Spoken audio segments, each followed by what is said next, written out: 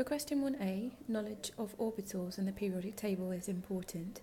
So the first thing you have to be aware of is it's the electronic configuration in terms of subshells for the ion, not for iron itself. What I would do is I would start off by figuring out from my periodic table how many electrons iron has, which is 26. Therefore, iron 2 has 2 less than that, which is 24.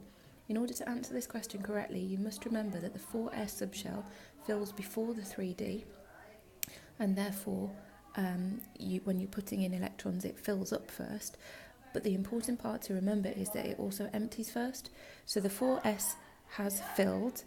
When it's filled, it then goes on to fill up the 3d, so you have 6 3d electrons, and then when we come to actually remove electrons to form the ion, we remove the 4s electrons before we remove any of the 3d.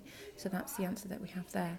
For question 2, we've got a dot and cross diagram for FeS2, outer electrons only. Now the ion is reasonably straightforward as it would be with a normal ion, so we've got iron 2+, and the outer shell not indicated is empty.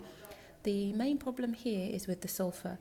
The sulfur is S2 2-, and it's also indicated up here in the question.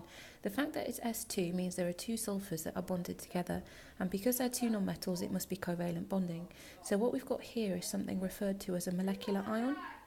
2 sulfurs that are bonded together, and then we have the 2 electrons that have come from the ion. Now it is important, and although it isn't stipulated in many mark schemes, it is important that you actually have 3 different symbols for your electrons.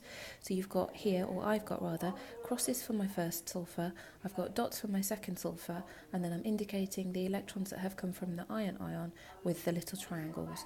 So that's how to answer that question. And then over here I've also got a little bit of explanation in a bit more detail for you.